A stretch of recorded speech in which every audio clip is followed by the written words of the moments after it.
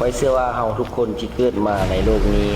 ล้วนแล้วแต่มีช่วงเวลาที่ดีในชีวิตและก็มีเวลาที่โหดร้ายที่สุดในชีวิตเช่นกันบางคนบอกว่าโชคชะตาคือสิ่งที่กำหนดยืนเที่ยงนี่เลยบ่สู่อาจารย์จัดประตูแล้วน่ะแต่ข้อยคิดว่าทุกอย่างเริ่มต้นขึ้นจากใครบางคนที่เข้ามาในชีวิต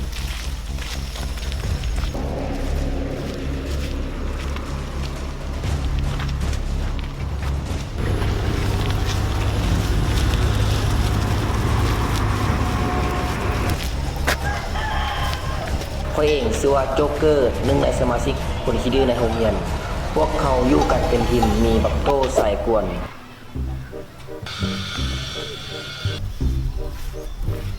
ผู้สาวไปทางหน้าวะ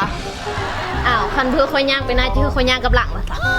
เด้อคือเจ้างามนี่ล่ะงามบ่งามเราบ่ต้องมามากเด้อเจ้าคือผู้อวยแท้ ท่านค่อยผู้อวยเจ้าแซดมาจีบค่อยเด้อไปทำมาผู้อวยนะบักกอดสายซิงบักติงสายแดน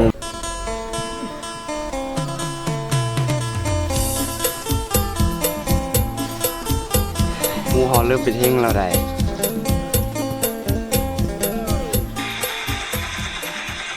บักกอบสายบาร์เฮ้ยมันจะเกิดอย่างขึ้นถ้าเข้าไปอยู่ในเกม PUBG ได้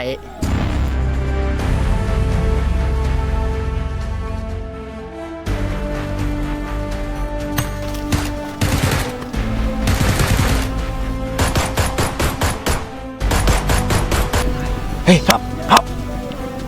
เฮ้ยพับเงินบ้าหลายแล้วโอ้ยตัวเองชื่อว่าโจ๊กเกอร์สายโหดบุชใจหรือบุใจไม่ได้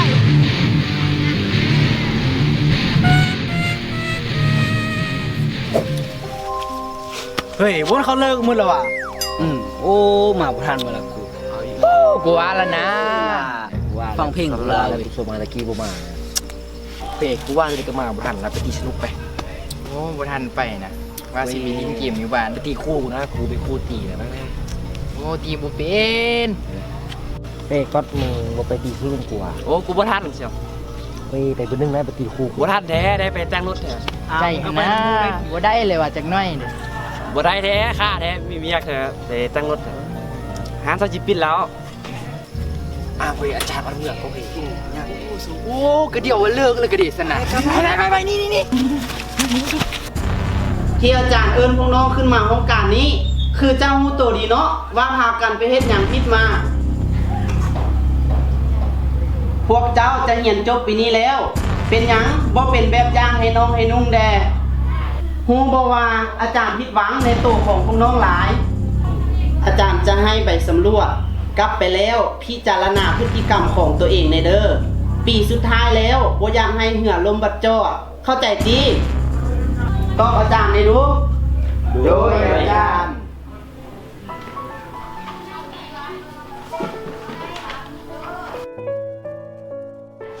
เดี๋ยวนี้เนาะอาจารย์ห้องขึ้นมาห้องการนี้เราอยากมาตักเตือนบอกน้องเป็นต้นการผิดระเบียบของเรียนบางออกและเฮ็ดหน้าในประเทศให้เป็นแบบเป็นอย่างให้แก่สั้นโมหกหาโมหนึ่งเพราะว่าเดี๋ยวนี้พวกน้องอยู่สั้นโมเจ็ดอันใดก็ยากควรเป็นแบบเป็นอย่างพอปฏิบัติได้บ่โดยใช่อาจารย์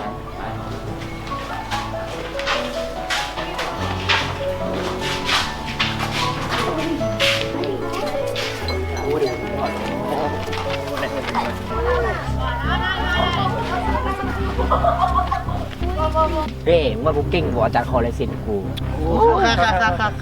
ยอดเลยเฮ้ยสูกูว่าเราควรเปลี่ยนแปลงสันดานของพวกเราได้แล้ว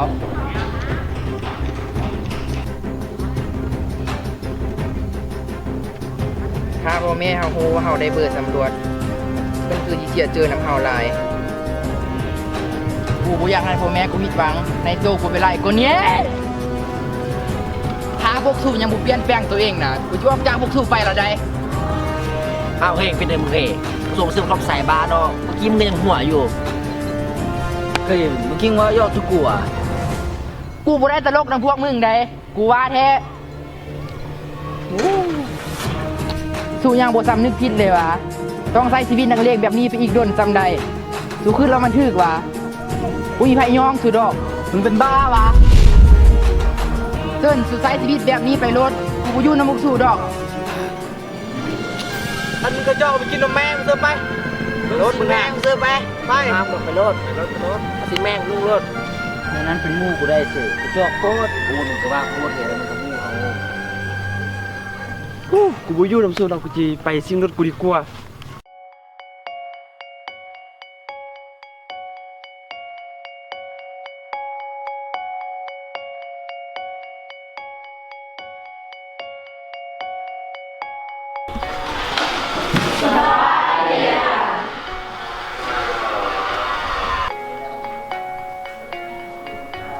เอาเสื้อเข้าในในเด้อผู้ใดยังบ่ได้เอาเข้าออกไปเอาเสื้อเข้าในก่อน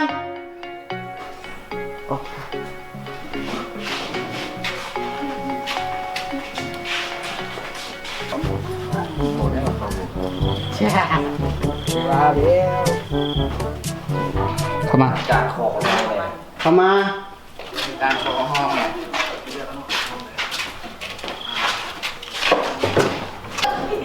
มื้อนี้อาจารย์สิมาสอบสิ่งเนาะเบิ่งพวกน้องนี้และอยู่ในนี้กฎระเบียบของการสอบสิ่งพวกน้องฮู้แล้วติฮู้แล้วถ้าฮู้แล้วให้ปฏิบัติให้มันได้เนาะอาจารย์สิเริ่มย้ายข้อสอบเลย เริ่มแต่แถวนี้ไปบัตรเก็บอาจารย์ก็สิเก็บแถวนี้ไป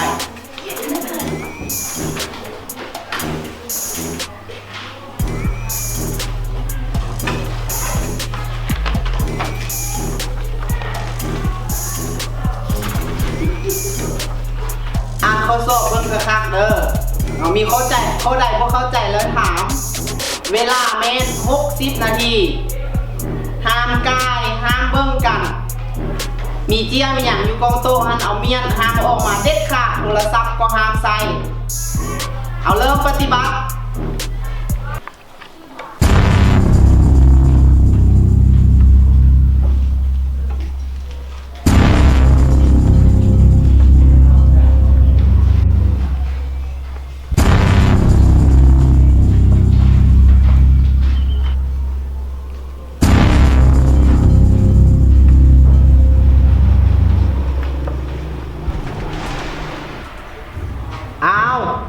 ตั้งใจเฮ็ด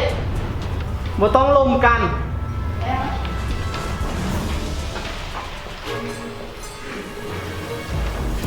อย่างน้อยเอาโทรศัพท์น้องมาจักตักเดี๋ยวนี้อาจารย์เห็นแล้วกฎระเบียบเขาเฮียนแล้วแม่นบ่ว่าห้ามใช้โทรศัพท์เวลาเฮียนแต่น้องก็ยังฝืนแถมยังทุจริตในการกดกาอีกฉะนั้นเลิกจากนี้ไปพบอาจารย์ที่ห้องการครูเด้อมาเอามา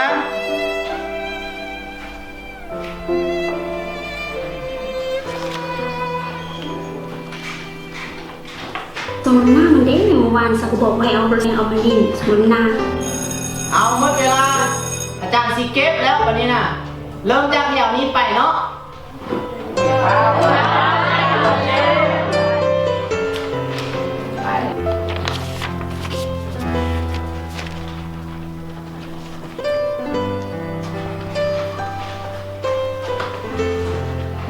พ่อแม่จ่ายมาแล้วจ่ายพ่อแม่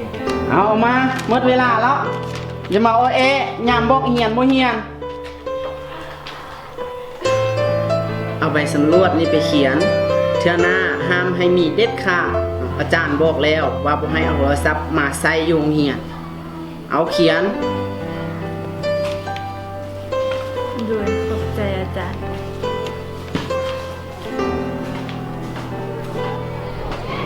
เฮ้ยกูละเงินก็เงินเขาซื้อนะโทรศัพท์ก็โทรศัพท์เขาเป็นเดือนอาจารย์คือห้ามเพื่อเขาเอามาว่ะ กูก็ว่าเลยกูก็อยากเอาแม่อยู่อดเซตน้ำผู้เบาล่ะ ถ้ามีโทรศัพท์นี่กูคือเจอจะขาดนี่แหละ1 2 3เห็นหมดแล้ววะ เห็นกูหรอวะโอเค1 2 3มีนกไหนมึงว่าบ่แม่นแล้วเขาหนาทายหูทื่อๆค่ะโทรศัพท์ไอโฟนเบิ่งเฮาดูใช่ว่าจูบายโฟนขนาดอาจารย์เพื่อโทรศัพท์ใหม่เอามาเนาะ เอ้ยสู้ท้ายแล้วนะผมเลิกกูสิเมื่อแล้วแต่แม่กูสิหาย เมื่อปะ ไปโดนเมื่อปะกินข้าว ไปเหมือน โอเคเมื่อไป กูได้ไหม ทำเหรอ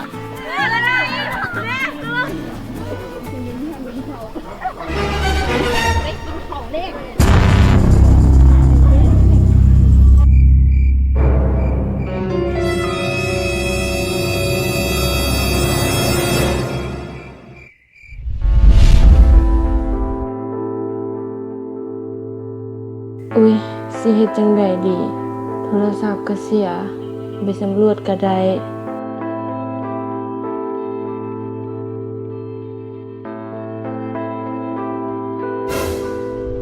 อุ้ยอาจารย์อันนี้สิมาให้เขาอีกติเมื่อวานอยู่วงการบ่ทันหายสิมาให้มื้อนี้ติ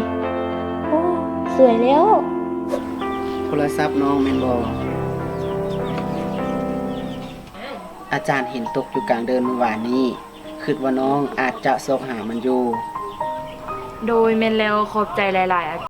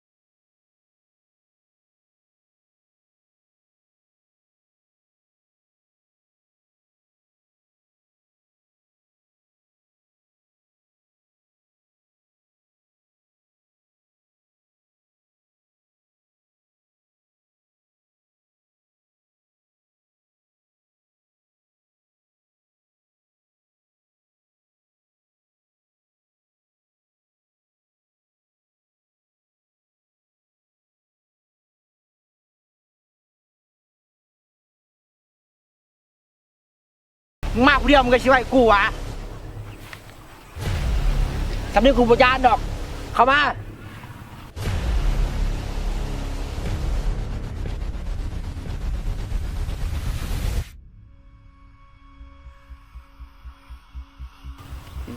สู้จัดให้มันดิดู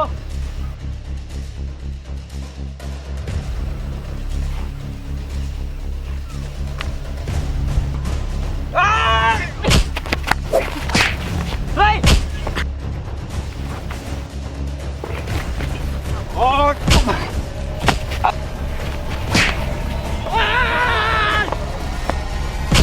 เดี๋ยวออกมาแล้ว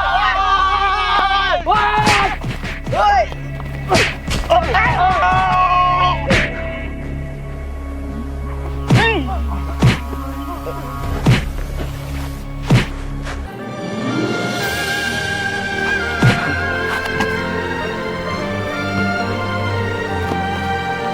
โอ้กูจะไปบอกอาจารย์มึงนี่ว่าเก่งว่าแล้วมึงจะสู้เก่งสุดกู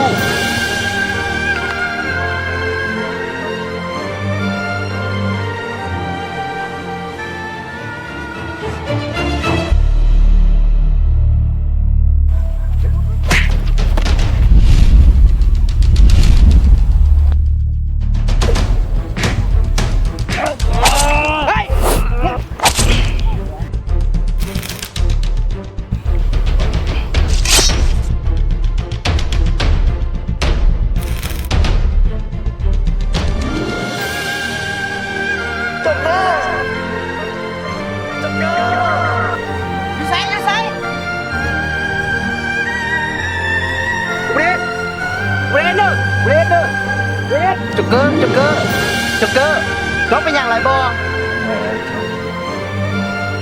น้องหนาว น้องบ่ต้องห่วงเด้ออาจารย์สิพาน้องไปหาหมอเองเฮ็ดใจดีๆเด้ออย่ารับเด้ออย่ารับเฮ็ดใจดีๆไว้